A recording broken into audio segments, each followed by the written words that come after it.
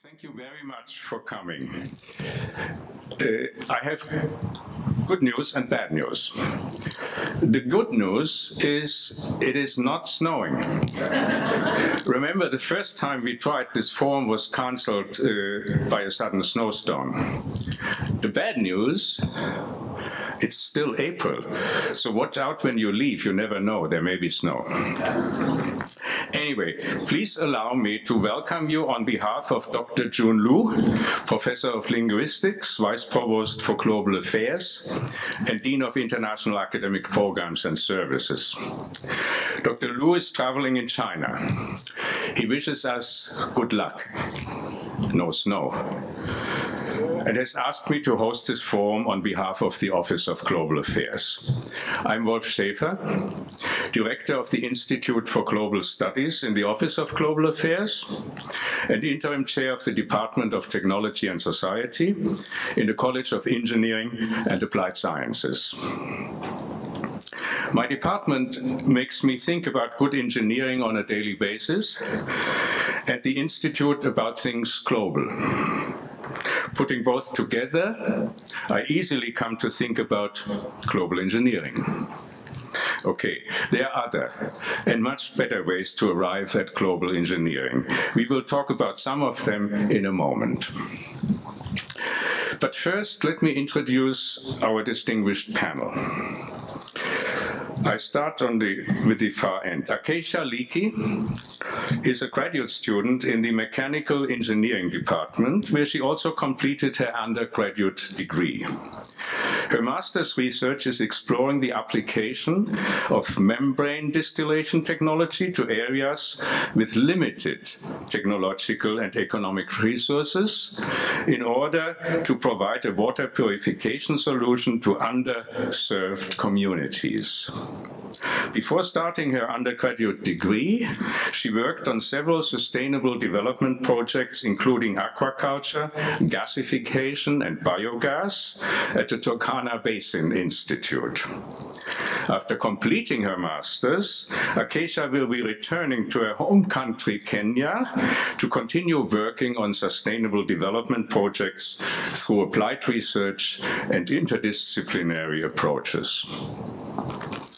Dr. Gang He is an assistant professor in the Department of Technology and Society and visiting faculty affiliate for the China Energy Group at Lawrence Berkeley National Laboratory. Dr. He's work focuses on energy modeling, energy economics, energy and climate policy, energy and environment, domestic coal and power sectors, and their key role in both the global energy supply and the framework of international climate policy. He studies interdisciplinary aspects of global climate change and the development of lower carbon energy sources. Dr. He was research associate with Stanford University's program on energy and sustainable development from 2008 to 2010. In 2015, he received his PhD in energy and resources from the University of California at Berkeley. He holds an MA in climate and society from Columbia and a BS in geography from Beijing University. Dr. Petar Juric is a distinguished professor and chair of the Department of Electrical and Computer Engineering. Petar received BS and MS degrees in electrical engineering from the University of Belgrade, Yugoslavia, and a PhD in electrical engineering from the University of Rhode Island. His research is in the area of signal and information processing, with primary interests in the theory of signal modeling, detection and estimation, Monte Carlo-based methods, signal and information processing over networks, and machine learning. He has been invited to lecture at many universities in the United States and overseas. Professor Juric is also the editor-in-chief of Transactions on Signal and Information Processing over Networks, a top journal published by the Institute of Electrical and Electronic Engineers, IEEE, the world's largest technical professional organization. Dr. Fotis Sotiropoulos is a distinguished professor of civil engineering. He's also dean of our College of Engineering and Applied Sciences. Fotis received a diploma in mechanical engineering from the National Technical University of Athens and a PhD in aerospace engineering from the University of Cincinnati. Prior to joining Stony Brook, Dr. Sotiropoulos was a professor of civil, environmental, and geoengineering, director of the St. Anthony Falls Laboratory, and director of EOLOS, Wind Energy Research Consortium at the University of Minnesota. His research focuses on simulation-based engineering science for fluid mechanics, problems in renewable energy, environmental, biological, and cardiovascular applications. He has authored over 170 peer-reviewed journal papers and book chapters, and his research results have been featured on the cover of several prestigious journals. Now, please note the globality of this panel. All of us started out in different language environments. Acacia, Africa, Gang, China, Petar, Serbia, and he remember as Yugoslavia. Fotis, Greece, and I, Germany, or West Germany for that matter. This group could make this panel very hard to understand if we would speak to you in the languages we once learned back home. You see, global engineering has also something to do with the two universal languages of our time. Mathematics on the one hand, and the current lingua franca of English on the other. They allow us, these two languages, to communicate across cultural borders. And one more preliminary fact about global engineering. Actually, we could present in Swahili, Mandarin, Serbian, Greek, or German, and a real-time translation would roll down on the screen behind us. Okay, let's start in English.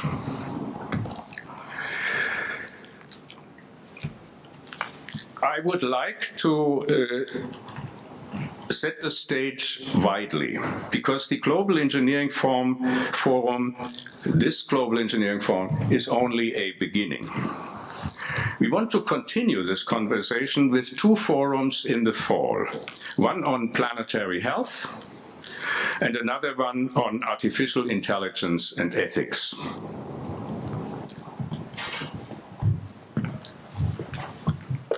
I will speak about three things today.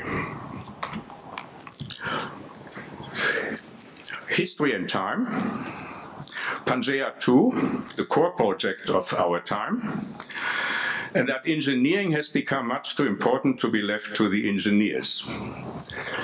This is a little bit risky to say with my dean sitting on the panel, but I'm an interim chair already, so what can happen?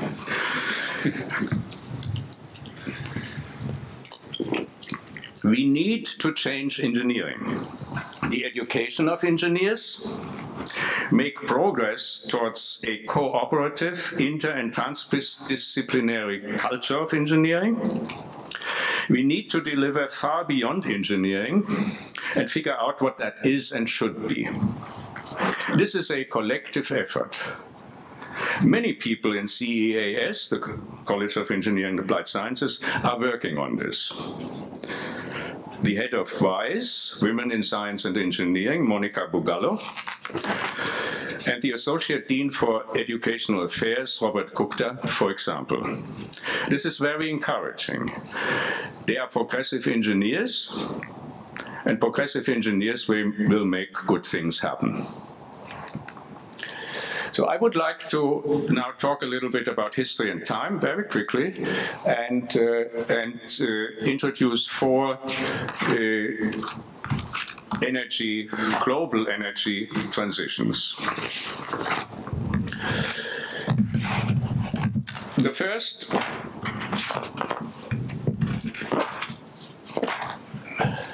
is the Paleolithic domestication of fire. this was the first global, took a very, very long time. This was the first global energy transformation when Paleolithic hunters and gatherers learned how to make fire and keep it going. That's the important part. The thermal energy of biomass was domesticated and moved from the realm of nature into the realm of civilization. The second energy transformation was the Neolithic domestication of plants and animals. This again was and I will come back to the time frame, was a long-term transformation, but already much shorter than the domestication of fire. Once the economy of strategic food production had become entrenched, farming landscaped much of the planet and totally changed the face of the earth. The third energy transformation is the industrial domestication of fossil fuels. What the Neolithic and the Paleolithic revolutions had done to fire, plants and animals, the Industrial Revolution did to fossil fuels. Bringing natural products under social control and manipulating them for human use, the Industrial Revolution extended the domestication of fire to coal, petroleum and gas. The fourth energy transformation is the Anthropocenic domestication of nuclear energy. Nuclear fission as a self-sustaining chain reaction was achieved on December 2, 1942. Thermonuclear fusion, that's the energy production in stars, was attained in 1952, 10 years later, with the first hydrogen bomb, Ivy Mike. And controlled nuclear fusion for civilian purposes is on the techno-scientific agenda since then, since 1952. I gloss over, I'm a historian of science and technology. These are our documents, and the first reactor that became critical and could be controlled was built in Chicago, and that, I don't know if one has a pointer here. Anyway, that little machine in the corner there is that what created this paper roll, and you can see there how the reactor was heating up, and then when the rod was extracted, how it could be manipulated, heating up and dropping the intensity of the nuclear reaction. Now, what is important to note about these four global energy transitions is the time and the consequences they had. And they give us also a little bit of an indication what the carrying capacity of the planet is for these different ways of life. So the hunter and gatherer world had reached about 10,000 BC, 1 million people. And we could say the carrying capacity for hunters and gatherers on this planet is perhaps 1 million people around that time. The agricultural world that was then superseded by the industrial world had reached 1 billion people in 1800. So we could also say that approximately 1 billion people is the carrying capacity of the earth for farmers. The semi-industrialized world, we know, the industrialization is still going on, around circa 1950, was over 2.5 billion people. The fully industrialized world is expected around 2050 with 10 billion people, and should civilian nuclear fusion become possible, calculations have been made that the Earth could contain 100 billion people. So you see, these are orders of magnitude increase. And the 100 billion people may strike you as problematic, but take into account we are increasingly, overwhelmingly living in cities, so people get stacked up. The consequence of progress is, of course, that we have adapted to progress. And adaptation needs time. So hunters and gatherers who foraged over 1 million years had some 90% of human time. Agriculturalists who developed around 12,000 years ago had only 10 to the 4 years of time. Industrialists have been around for just 200 years, that's 10 to the 2. The nuclear age, which dawned in the 1940s, is merely as old as I am, and hence we can say humankind's adaptation window has shrunk by 6 orders of magnitude, from 10 to the 6 to 10 to the 1, which means our readiness to adapt and the change that we have adapted to are completely out of whack. It is getting very, very, very dense in the sense of adapting to ever more increasing change. Now, what is this world? How shall we call this world that we are in? I suggest we call it Pangea 2. Pangea 1, and I go quickly over that, that is, you know, from plate tectonics. There was a German scholar that proposed that the Earth at one time was one world, and these are some slides. This is Alfred Wegener. That's one of his illustrations of that. So, but the Pangea 1, as I call it, was in effect about 250 million years ago. Pangea 2 is now the virtual supercontinent of the 21st century, and it is an invention of global engineering. So you see here the global traffic in 1993, and I have another, it's a little bit tiny, that slide, but it's the galaxy of supercomputers that Marek Michalewicz and Yu van Deng, one of our colleagues,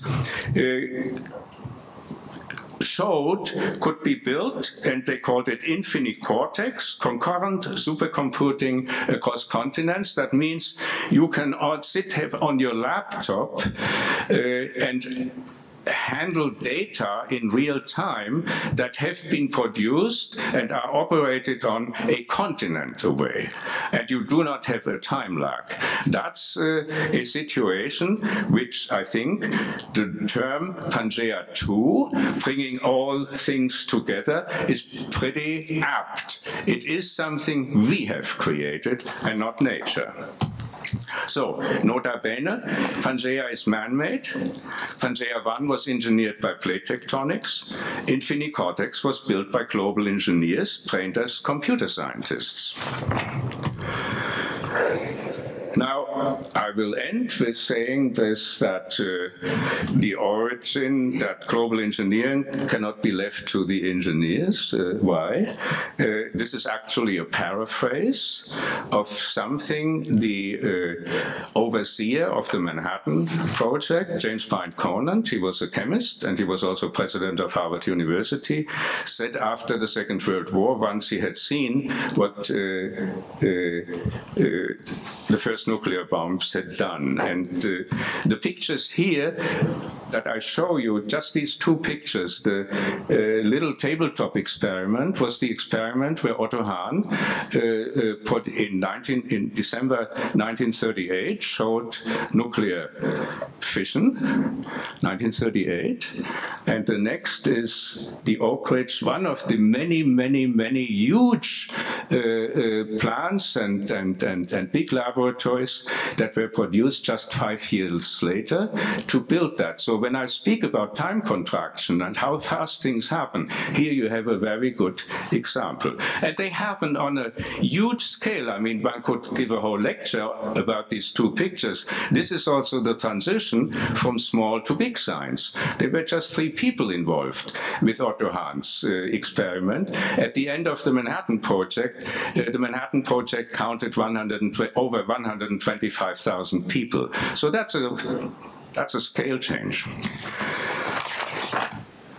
And so the conclusion that James Bryan Conant had, science is much too important to be left to the scientists. And this was the post-war conclusion of Bryan Conant. And I think today we can say what we said before, that now engineering has become too important to be left to the engineers.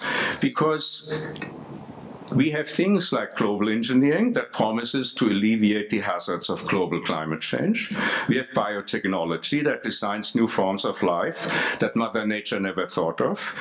We have AI, artificial intelligence, that can be enabled to make unprogrammed decisions in its field of competence. We are also predominantly male in the engineering profession, still this, which gives the phrase not to leave it to the engineers another twist.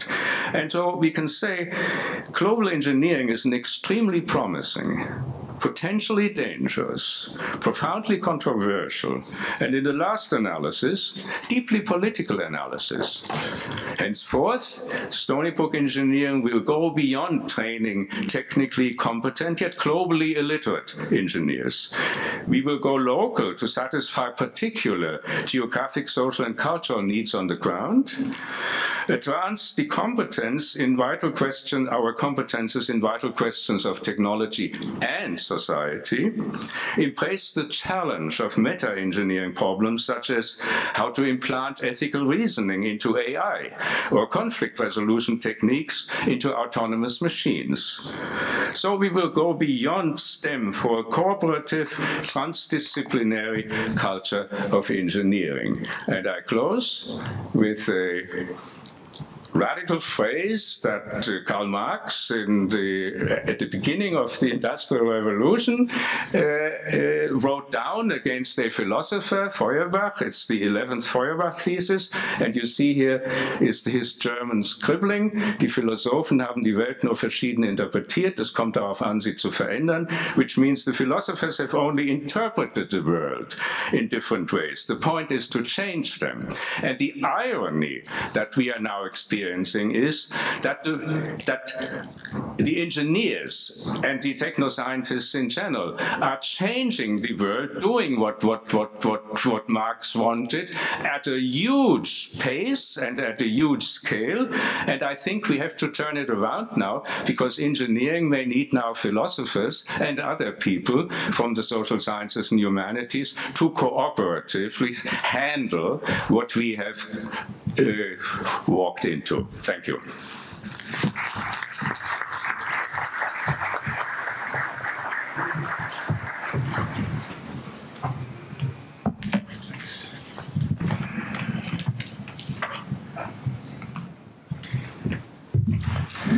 Good afternoon. Again, my name is Petar Đurić, and I would like to thank Wolf for inviting me to speak at this forum. What you will hear is a completely different presentation. It's, as you can see from the title, it's a personal perspective of global engineering. And in particular, what you will hear is my personal journey through the world as an engineer. So when I started to prepare for this presentation, I looked up to see how global engineering is defined, at least on the internet, and I found this entry in Wikipedia which says that the global engineering education is a field of study that focuses on the impact of globalization on the engineering industry, and there is more text that further describes it. Of course, we are an academic institution, and our interest is in providing education in global engineering. Then I looked up and searched for programs around the country that offer global engineering to students, and the first that came up was Stanford. Stanford has global engineering programs that aim at enhancing engineering education by providing students with an opportunity to learn about technology and engineering globally, to build professional networks, and to gain real real-world work experience in a culturally diverse and international environment. When I was reading this, I then realized that, in fact, I practiced this without attending Stanford, and I'll tell you in a few minutes how. Then Purdue has also programs, and you can read what they do. It's very similar. This is a picture of their students taken somewhere. I don't know exactly where. It looks like South America. Then University of Colorado has an undergraduate minor in global engineering. It is designed to expand students' understanding of how to operate within an international context from an engineering perspective and to understand the impact of engineering solutions in a global economic, environmental, and societal context. Then I found a document prepared by the National Research Council. The National Research Council has members, I'm not sure this is, has members from the National Academy of Sciences, from the National Academy of Engineering, and the Institute of Medicine. And they prepared a report in 1999, which provides a recommendation, which I will read, ensuring that educational systems provide the two countries. This was a report prepared by US and Japanese colleagues with sufficient capability for global engineering by transmitting to engineers the skills and experience needed to perform effectively in international collaboration. So I now go back to the year 1979 when I was an undergraduate student. This is the building of the School of Electrical Engineering in Belgrade. I was then a junior. And I decided to apply for an internship over the summer to a company in France. And I did it sometimes in January. I planned to do it sometimes during the summer. And I didn't speak any French. I did apply anyway. I was not expecting that I would be accepted, but I was accepted. And I was accepted to go to, I was accepted by a company that is known as Alcatel CAT. And they asked me to come to France in September that year, 1979. Obviously, I had to start learning French, and I did it on my own. Those who tried to study French or have studied French know this is not the easiest language to pronounce, to learn. I don't know how good it was. It maybe was not that good, but it was manageable to at least make myself understood to the people who I was speaking to. So what they did was they sent me the first week of my stay in France. It was for 1 month to go to a village, Tréguet, which you can see on the picture. And in that village, I was attending a workshop on a newly introduced microprocessor, Intel 8080. So that you know where it is, so you can see Belgrade with the blue button, and then with the green button is Tréguet. It is in Bretagne. It's, for those of you who plan to go to France, it's not a bad place to visit. It's very, very beautiful. So I stayed there for 1 week, and then they sent me back, and I spent 3 weeks in Paris to continue learning the intricacies of programming Intel 8080. So given the great experience I had that year, I decided to apply again the next year, and I was accepted again. This was TRT, Thales Research and Technology Company, which is located in Brive-la-Gaillarde. Brive-la-Gaillarde is a city which is where you can see it in France, middle France, again in a very beautiful area. And this company is quite wide in its own business areas. Some of these are listed here. And then, in fact, again, I spent 3 weeks, not now in Brive-la-Gaillarde, but they sent me to Bretagne again to work with engineers, assist them, and learn also how they install this dish antennas for the French Post. That was a wonderful experience. Not only that I was learning some of the things that I was studying in my telecommunication classes, but I was learning about the local culture. We were visiting the best inns. These people knew where they were going. And remember, these are times when there was not so much traveling. This place is, Bretagne is about more than 2,500 kilometers away from Belgrade. So this was a great experience again. But then, given what I knew from my visits in France, I used all my sabbaticals to spend them away from Stony Brook, and if possible, outside the United States. And here are some pictures of places where I was. One of them is, you can recognize, Cambridge in England. Next to it, on the right, is Toulouse, France. This is a city where Airbus is located, the headquarters. Below is another beautiful city in France, Nice.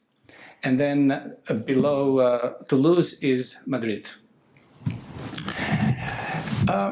And now, my assistant hears me very often how I Skype with people. And when I Skype, I actually talk to colleagues from all these places. So one of them is University of Bologna. As you know, University of Bologna is the oldest university in Europe. So with some of the folks there, I do research on drones. Next to it is Northwestern Polytechnic in Xi'an. I work with them on tracking objects. Then here is the Technical University of Vienna. I work with them on something called particle filtering. Then next is Prague. With the Czech Academy of Sciences, I have a colleague with whom I work on distributed processing. Then University of Chile, Santiago, Gaussian processes. Next is University of Seville on cognitive radio. Then University of Carlos III, which is in Leganés. Leganés is a relatively small town next to Madrid. I work on theory of Monte Carlo methods. And then there is Belgrade on fault detection. And a couple more, University of Lille, importance sampling, and University of Nice, cooperative signal processing. All this is happening at the same time. So this is, one can argue, is global. And then here's more.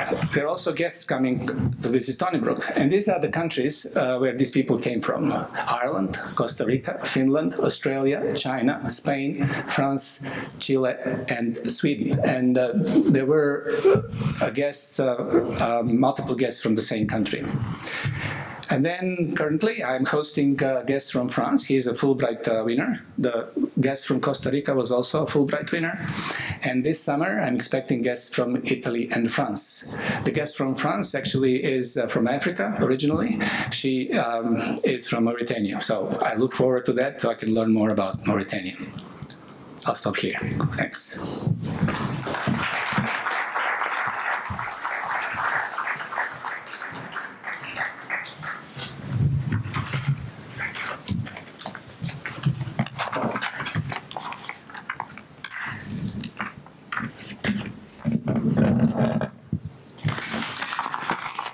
Thank you for coming.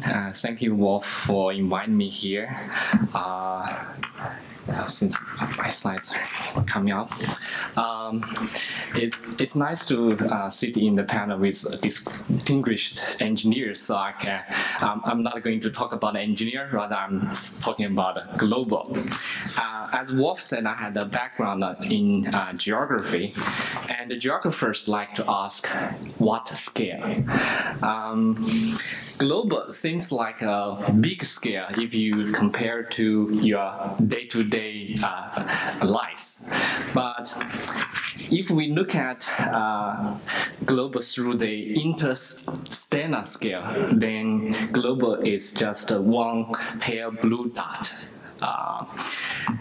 This image of Earth was taken by Voyage 1 spacecraft on February 14, 1990, from a distance of more than 6 billion kilometers.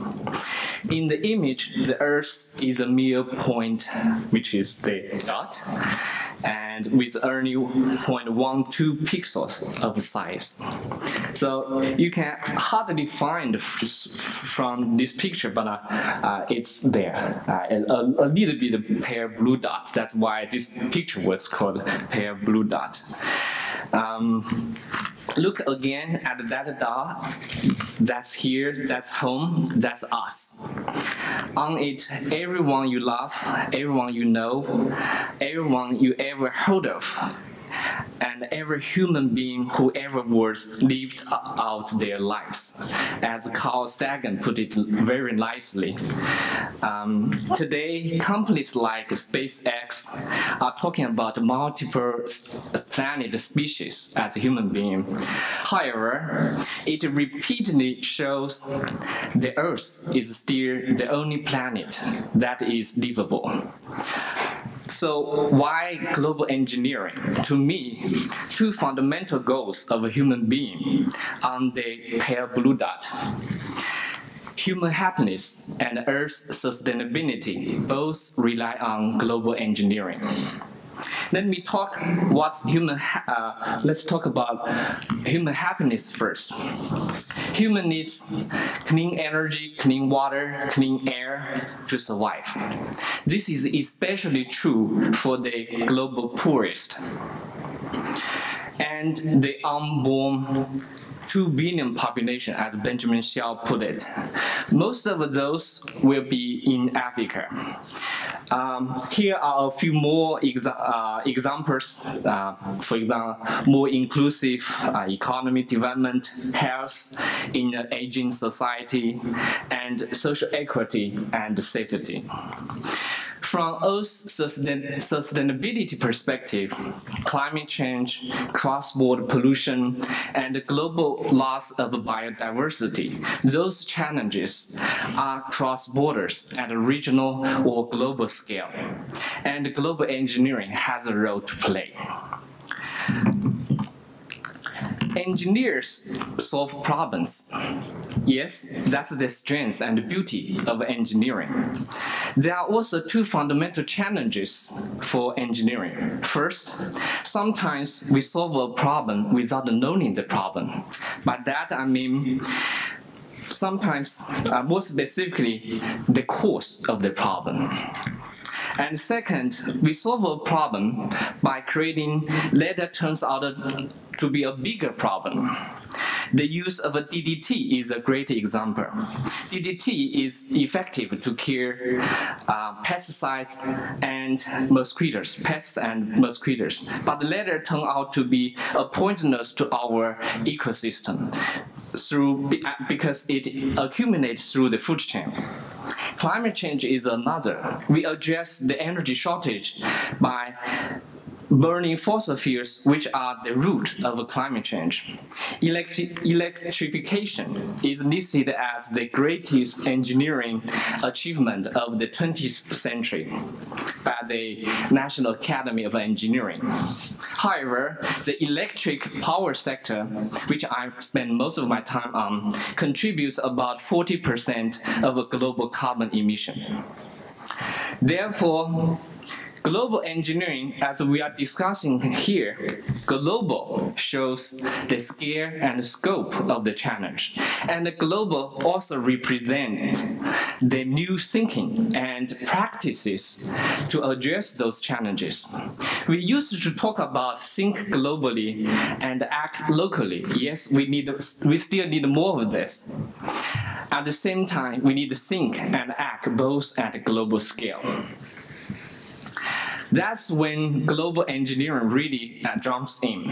Global engineering is engineering with humanity, which backs to the starting point of engineering, improve the living quality of a human being, and enable human capacity to continue doing this.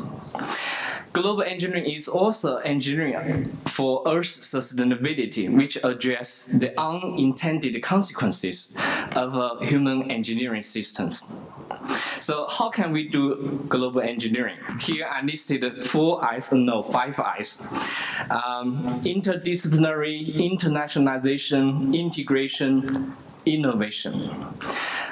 I didn't invent those I's. Siskam, Stephen Chu, and many other thinkers are talking about this a lot.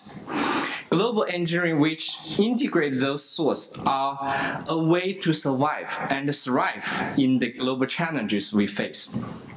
So I'll take 3 or 4 examples to share what I do here, each of us, we. thanks to my dean and the chair's mentoring policy, I have two amazing mentors, and they advise me to promote research at all possible occasions. So I'm proud to share what I do relate to what I have talked about today, briefly. The first is a class that I have been working with my colleagues, Grand Challenges in Energy and Environmental Policy. Dr. Jerry Stokes, who is the graduate program director in the Department of Technology and Society, who takes the lead to create this class, and work together with Dr. Elizabeth Hewitt.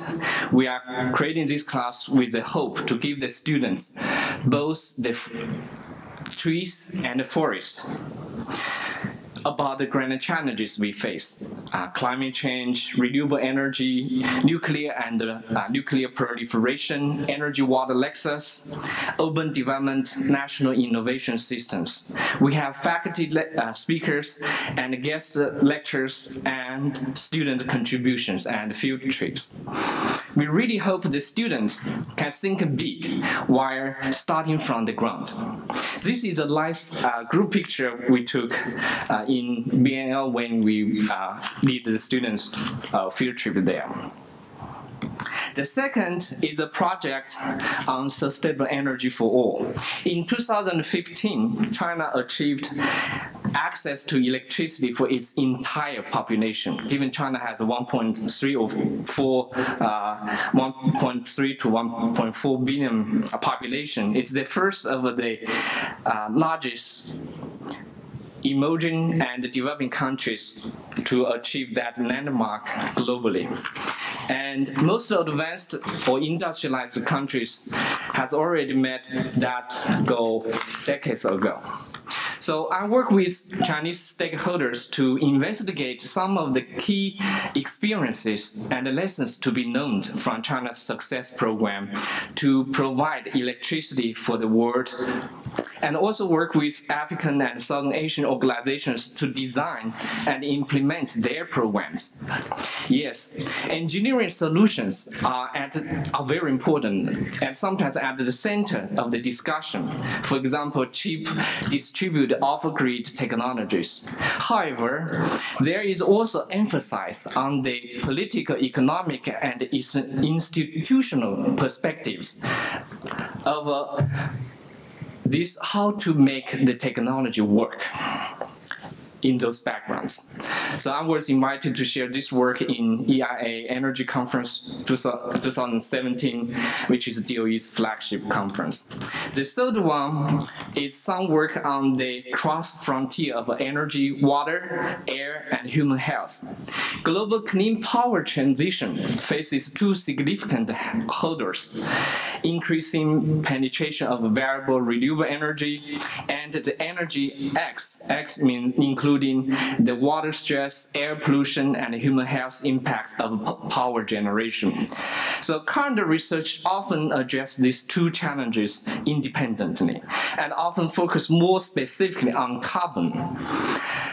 But this project developed an integrative modeling tool to study the energy nexus and explore how can we make decisions on the multiple resources and environmental constraints. So one more program about global engineering, which I work on, is to start a visiting scholar program in our department. It's to implement it's very interdisciplinary, from economics, from environment, from other interdisciplinary. It's also international. They are coming here to do innovative work and to bring exchanges with faculty and the students. In the future, they might nurture joint programs, research, and student.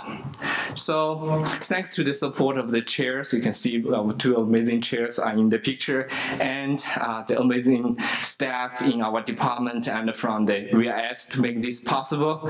And we hope to continue to have more visitors. I want to emphasize that all those visitors, they are getting very competitive funding from outside sources. Those just a few examples of my work related to global engineering. If you are interested, I'm very happy to talk more.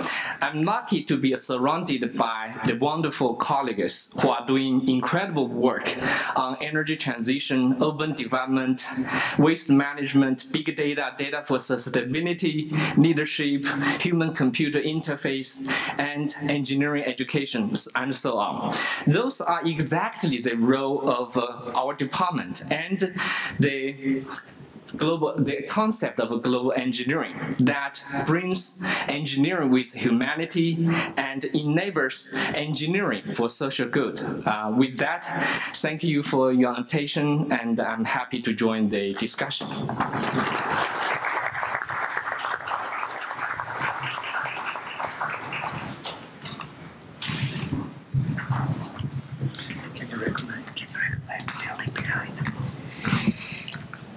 All right, so my name is Fotis Sotiropoulos, and as Wolf mentioned, I'm the Dean of the College of Engineering and Applied Sciences.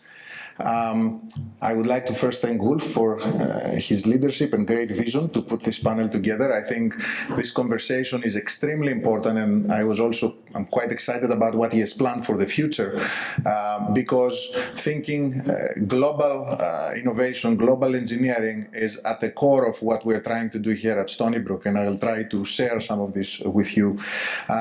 Before I do this, though, I would like to pick up on one point that Wolf made, that he pointed out the multinational kind of origin of this panel and the different languages that we could all speak. So most certainly I'm not going to speak to you in Greek, but I have to say that Wolf did this for me quite well, because he did use multiple Greek words in his presentation. I want to pick in one of them, and you'll see why I mentioned this.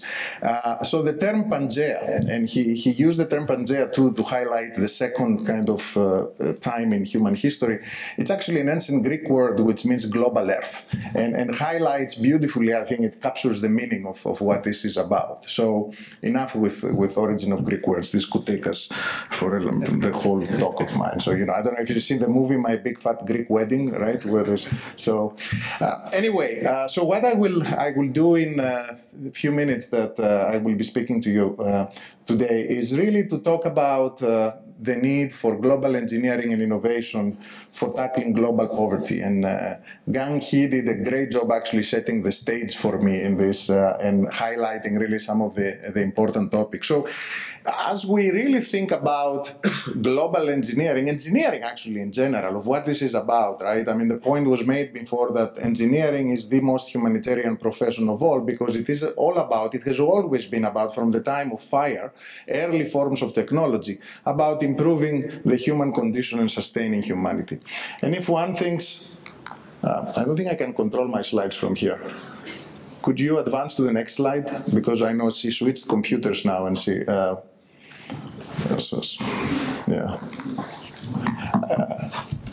Okay, so she will have to pay attention because I have several animations. I mean, I have to say advance and to advance otherwise. So if we really think about the global challenges that humanity faces, which Gang alluded very eloquently to, at the core of everything is really the explosive population growth, right? We are at about 7.6, close to 8 billion people right now, with projection to grow quite a bit in years to come. And different projections change depending on estimates, but the point is that much of this growth is going to come from the so-called developing countries of the world, right? And so the key thing is how we sustain such exploding population on the planet. I mean, where we're looking about this pale blue dot with all these people living there and more people living, you have to really be thinking about providing access to clean water, providing food, healthcare, addressing the anthropogenic impacts we have on our planet, looking at clean air, energy, and so on, right? Big challenges. And these have to be, really, we have to be able to provide solutions across the board, right, for everybody. Oh, now I can move on slides. Thank you. So fundamental to this challenge is this major challenge, in addition to the explosive population growth, which is this widening inequality gap, income inequality gap, right? This is a graphic that shows data from 2015, 45% of the income, of the wealth on the planet is in the possession of 0.7% of the population, right? And if you actually begin to look in there even more, it's like a fractal. There is more and more of this wealth. Most of this wealth is accumulated to a very small fraction of the, I've heard about the 1%, now you can talk about the 0.1% and the 0.01%, right? On the other end of the spectrum, you really have 71% of the population really is producing or has access to 3% of the wealth, right? This is really serious, as it highlights that we have these global challenges. You have to come up with ways to address them for everybody, but there is a vast disparity in terms of the resources that the population of this planet have available for them to really meet the basic needs, okay? And in fact, when we start thinking, zooming, as in this column, we can zoom into extreme wealth, one can actually look down in here in this 3%, in the 71%, with 3% of the wealth, and look into extreme poverty, right? And what is the face of this extreme poverty? It's what it's called, is referred to as the bottom billion. Actually, it's quite a bit more now than the bottom billion. There are estimates that close to 1.3, 1.4 billion people live with less than $1.25 a day. Okay, so that's what I was telling you. We're talking about less than $10,000 income. We're talking about extreme end of that spectrum, like close to zero. And these are some of the pictures that I took during a trip that I had a chance to take last year to Kenya, to northern Kenya in particular, to really begin to appreciate what we are talking about, challenges of people that live, that are there in this what this bottom billion looks like, right? So people that every day they have to expend huge amounts of energy to meet basic needs, like having to dig in dry riverbeds to get water filled with sand so that they can have some water to sustain themselves, right? Expending a huge amount of effort, time, and so on to do this. That don't have access to electricity. They have they have no access to healthcare in a way that we understanding, and so on. So if we begin to think in terms of trying to sort of lift these people up out of poverty, right? What is the end goal? Is the end goal really to turn a community like that to look like a suburb in Long Island? I don't think so. I don't think that that's what this is about. I don't think this is what they want. But what we can do is to begin to think of ways to unleash their creative potential by making sure that perhaps they don't have to spend so much time and energy every day to do basic things, right? Give them some basic ways to provide for themselves in these basic needs so that they can figure out what they want to do with that. They have the opportunity that we all have to grow and do much better and be prosperous and so on, and possibly join in the global conversation that is taking place right now. So that's something that it's important to remember. And all this is happening at the time when we live in what I like to refer as the technocene, right? This explosion, this exponential explosion of technology. And technology provides our best hope for addressing this, but one can argue really what we can do specifically when it comes to global poverty, right? And I'll come to that. So this is an interesting plot that shows really what a technological evolution has looked like over the last several hundred years. It took a long time from the printing press to the telescope to the steam engine and the telegraph and so on. And now we really live this, we right now experience this tiny sliver of time with explosive growth in technology, right? We have gone to smart cars, smartphones and so on. At the core of all this is this explosion. I mean, all this technology is underpinned on digital technology, on computing power, and artificial intelligence. All this is based on this enormously, in this explosion of computing power right now. Just a couple of things to appreciate what we mean by explosive growth of computing right now.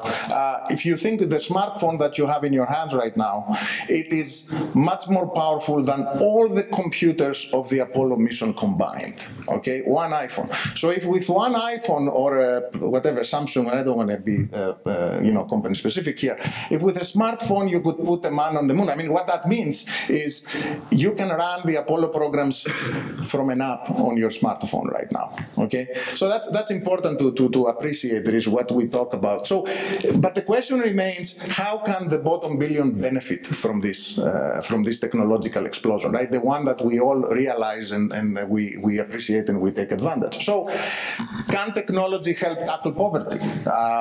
In fact, I think it can. And at the core of this is exactly what I said: that this explosion, the information era, the exponentially growing computing power and connectivity that really we live through right now, it is providing unique opportunities to empower people across the globe, across different incomes and standards of living and so on, to really take charge of their own lives through information and connectivity. Now, in fact, there is a unique opportunity right now to bypass stages of development that we experienced in other parts of human history, right? So Wolf talked about the gradual evolution and different stages of evolution. Now think about from when it comes to communication and connectivity.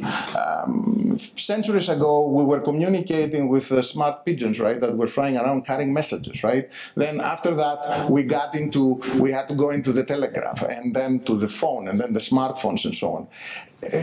Countries like Africa or India right now, they can skip all this. They don't have to worry about this. It doesn't happen to happen so gradually, right? It can happen instantly because the connectivity is there and everybody has access to smartphone technology. So that really provides a basis. So what we can do with connectivity like this, few examples of things that are already happening right now.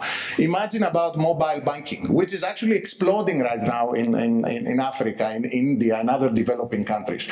Imagine if people that live in huts and they have to struggle every day, they have a way to grow savings, the basic things, without having to keep whatever money they make and be in fear that somebody will steal them and so on. If they can transact with each other on a daily basis, how much entrepreneurial they could be.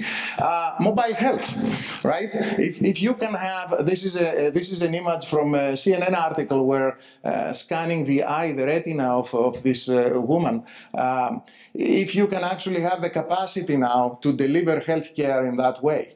And you can do this at a very high level because data automatically is transmitted across the globe somewhere with medical advice arriving. And there is a lot of work that our Global Health Institute is doing with drones delivering healthcare in Africa and Madagascar and so on. Imagine of what can happen with access to education, right? Where you can use technology and connectivity to provide to students across the globe the opportunity to actually learn, right? We know that online education, but classroom technology that connects people. And it doesn't take much to put together. All you need is a connective network and so on. Or precision farming. Now, you have the opportunity not only to learn about specific seed technology that you can plant, you can learn, you can figure out the market prices of the crops that in your region. You can actually track weather and climate patterns that will help you make decisions. There is a company in particular that's developed a platform right now that allows farmers to, if they agree to provide the data, they get a credit score. Essentially, if they follow good practices for farming, they have access to loans from banks. Okay, so they have a means for banks to give these microfinancing loans and so on. These are transformative things. Access to electricity through renewable energy and so on that Gang also talked before about. And finally, access to clean water. Technology could play a big role really in addressing all these issues. So I think there is an unprecedented opportunity here for doing all this. And what we need to be doing as a university and as a College of Engineering and Applied Sciences, and what we have started doing and we are quite passionate about, is to think about how you educate people to be global innovators and social entrepreneurs. How do you, because this is not really the standard way of building our educational programs, right? So first of all, you have to really put together educational programs that foster this creativity, global understanding and empathy of humankind. And that's not about being in classroom and taking classes and writing examples. So if we take a moment to think what a successful social entrepreneur should look like, there are certain characteristic elements that we have to make sure to incorporate into our programs. First of all, you have to think about understanding local innovation. The fact that the people that we are trying to impact have not gone to a university, that doesn't make them stupid. As a matter of fact, they're quite clever, and they have evolved through a lot of time and effort, through experience, ways to do things that perhaps they could be simple, but then with a little more technological innovation, they could be scaled up, and they could make a big difference there. You have to really engage and grapple with the human dimensions of the problem. You have to understand the culture of the people and the day-to-day struggles, and any solution you come up with has to be implementable and usable by the people that you're trying to address. So you have to learn to design under social, cultural, and economical constraints, right? I mean, a solution that would work for a community in Long Island is not necessarily going to work for a community in northern Kenya or elsewhere in the world, right? That's extremely important. So, and last but not least, I think it's extremely important that you have to immerse yourself in the details. I mean, you can have this theoretical framework of how you come up with this great technology, but unless you really understand the details of the local community, the challenges that people in this particular setting are facing, this is going to fail. So the solution to this really is to put together experiential learning programs, right? Give opportunities to students, diverse teams of students, to get inspired by and work to solve real-world problems. And that's something that we have tried to do here at Stony Brook University. So I just want to take a minute to tell you about the program that we started last year, and then you're going to hear quite a bit more from Acacia in the next talk about another related initiative in partnership with the Turkana Basin Institute, which provides unique access to our students in northern Kenya to really immerse themselves in the local culture and the local, understand the survival challenges of the local people in this area and do something about it, right? So we started this last year. We had 9 students across a number of fields that joined there. Turkana Basin Institute is an innovation hub for off-grid engineering because it is in a part of Kenya where really there is no electricity, there's no clean water and so on. Everything has been developed there to provide this. So just the very fact of understanding what it means to develop a sustainable community in such a harsh environment is an education in itself. So what the objective was to have our students spend 5 weeks in rural Kenya getting classes at the same time so that this could count toward meeting our graduation requirements, and work on projects in the field seeking to improve the lives of local people and thinking of the energy, food, water nexus and so on. And perhaps some of the best ideas to really continue to grow with social entrepreneurship, seed funding and what have you. So this is a little, some images of what our students did there in 2017. Last year when they went, they engaged in working on flood disaster relief, upgrading a classroom, working with local children, restoring power to the clinic, organizing the community. This happened, by the way, in 5 weeks, right? I mean, it was incredible to see how inspired and motivated the students were. I mean, this has been by far as I'm concerned, the thing we are the most proud of at Stony Brook and at the College of Engineering and Applied Sciences. They engaged in wastewater management. They developed a wastewater facility for the clinic. They really came up with ways to filter water, some truly creative ideas. And then the idea is they came back with specific problems to work on these problems. So with this, I would like to end and play a video which is about it's about 1 minute long from the students, okay, about their experience. So I think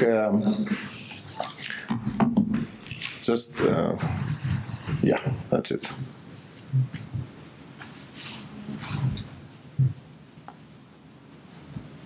Hopefully you can hear it.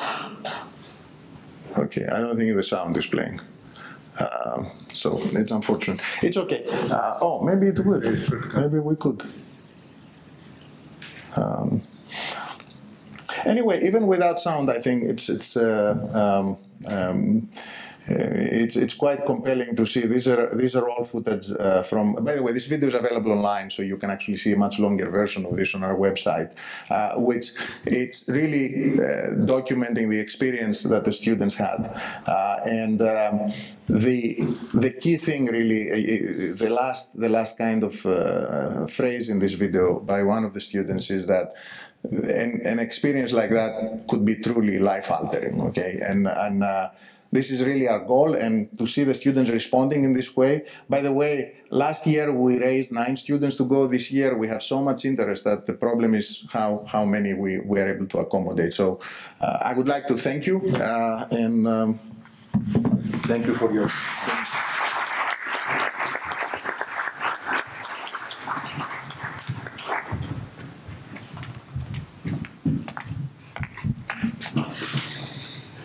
So, thank you very much. I think you've set it up very well for me. I think the key things to take away from that is, first of all, connectivity and how important connectivity will be.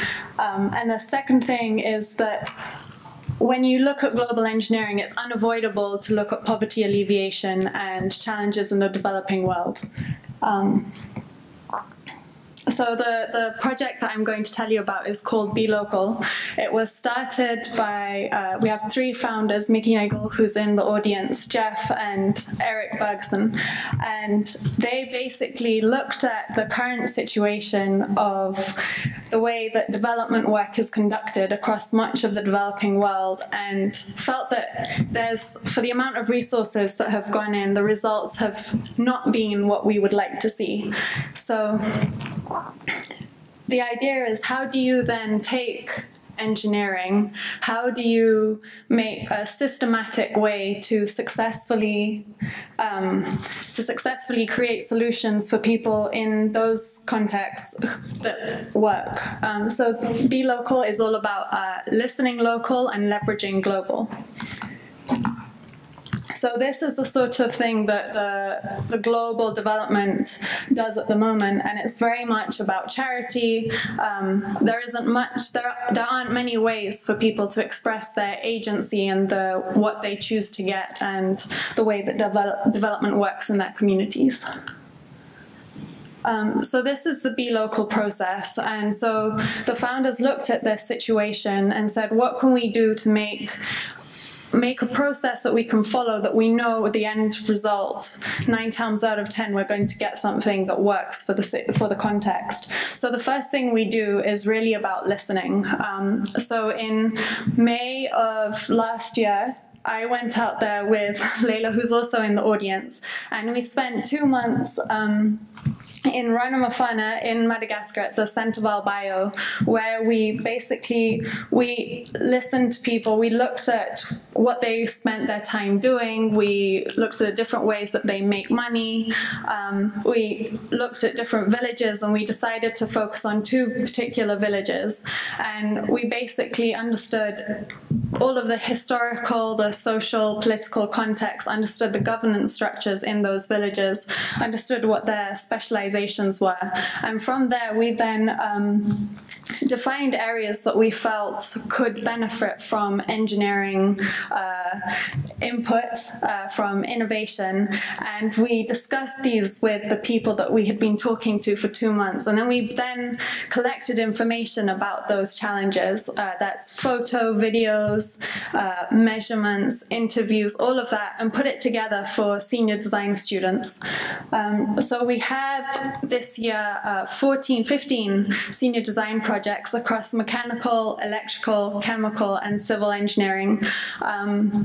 That's 58 students total, and they've been working on everything from how do you create an emergency bridge so that kids can get to school even when the river's flooded?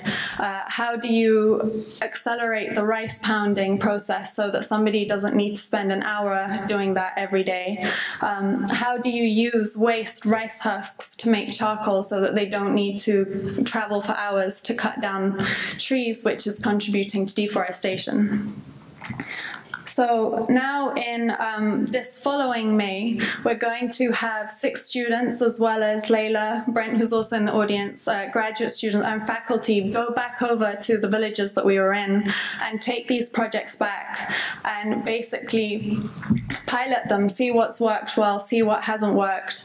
And we hope that some of these projects will work. I'm sure not all of them will work the first time, but then it's a case of iterating on those projects and collecting further information, and then letting the next year of senior design students develop the projects further. So the project, the field school that Fotis presented on, allows students to really immerse themselves in a place that is completely unfamiliar to them. And partly what we're asking is, how can you let everybody have access to that experience without having to pay several $1,000s for a plane ticket, for instance? And so as we move forward, there's so many different ways for you to get involved. If you're an engineering student, you can definitely look at doing this in your senior design, or if you're interested in getting right to it, then you can get engaged with one of the existing senior design projects. If you are a historian, an anthropologist, a sociologist, any of these things, there's so much scope to better understand how we can take a context, how we can understand it, and then present it to engineers in a way that they can use it to inform their designs and their innovation.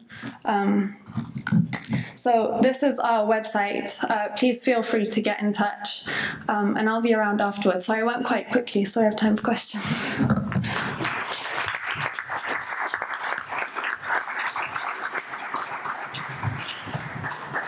We have a few minutes for questions, so please let me see how we can do that. Yes. Thank you. I think this is a question for you.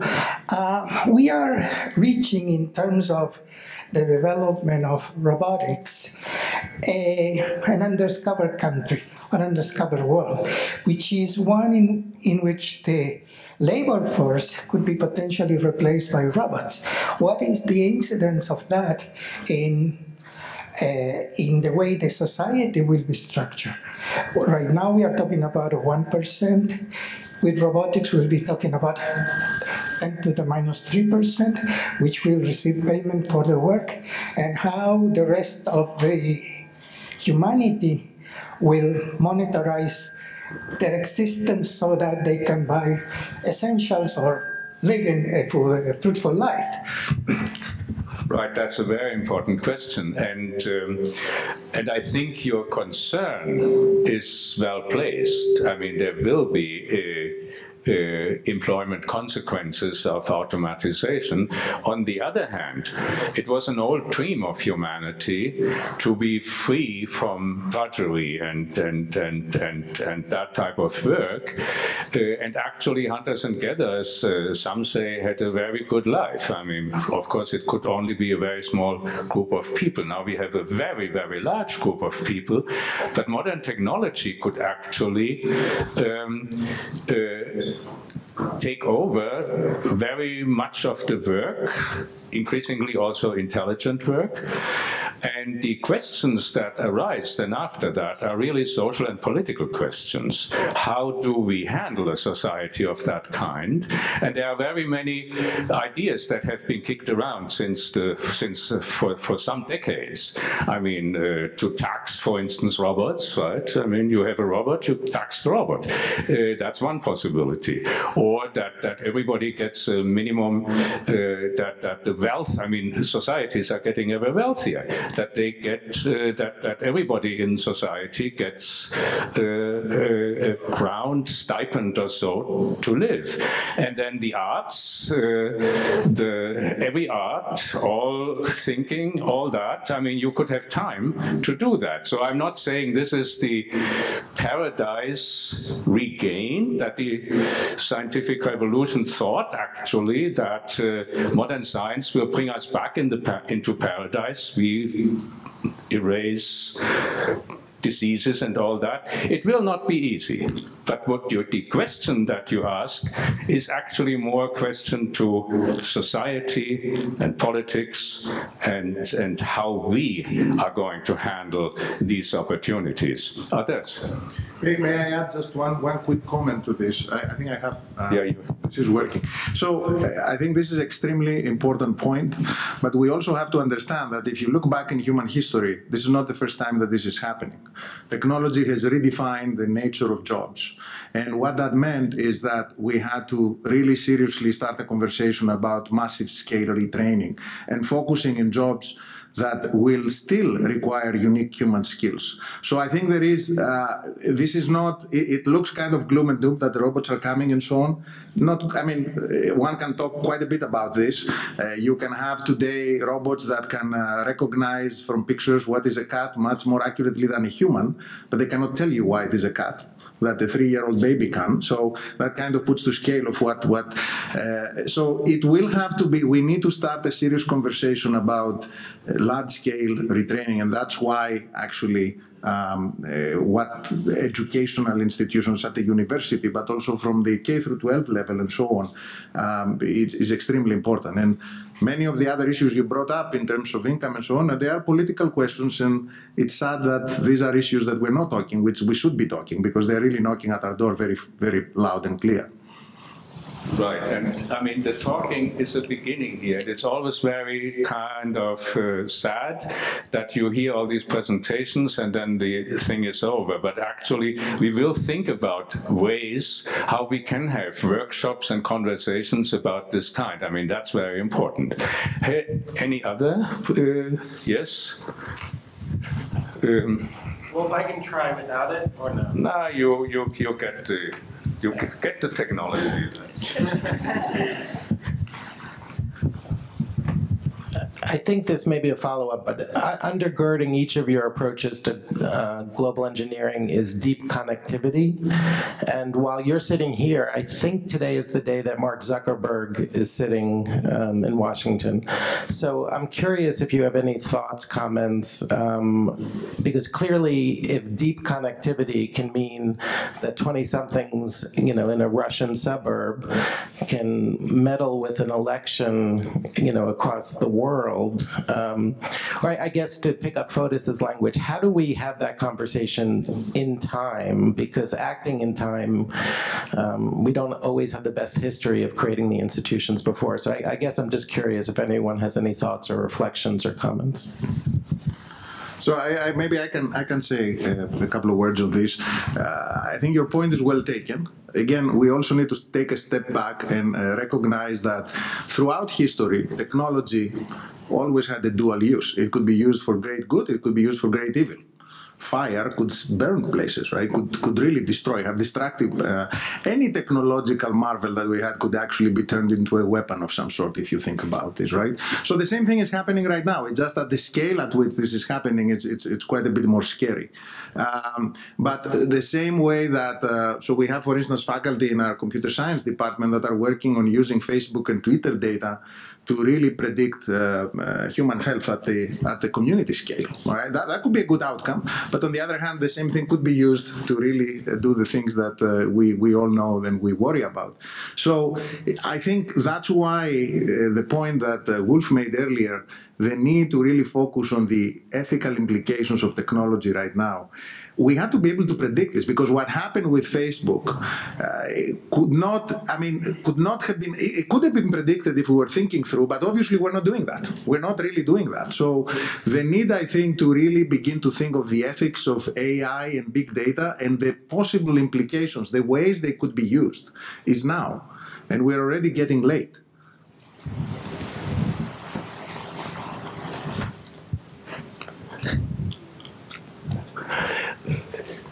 And again, it shows you that technology and engineering is a starting point, but the real interesting questions are questions of ethics. Ethics is philosophy, right? Or used to be philosophy.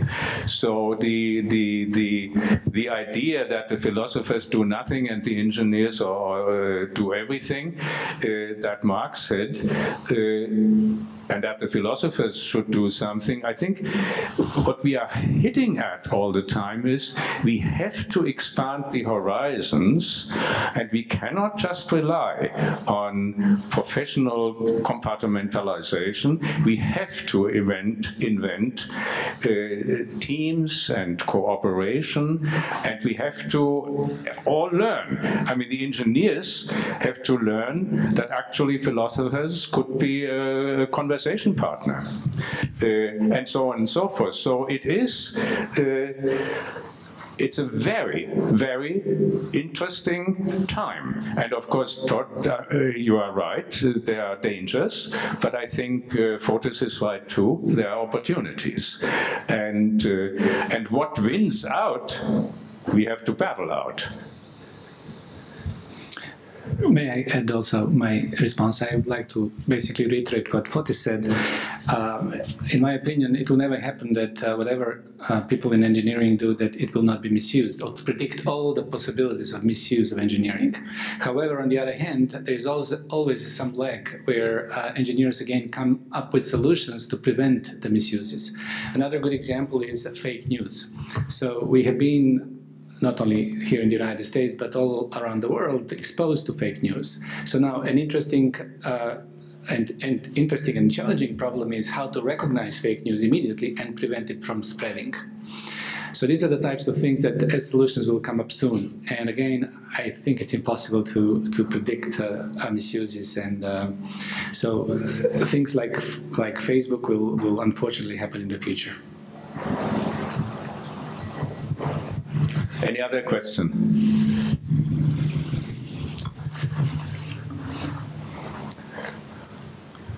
The future is now, and that's the end.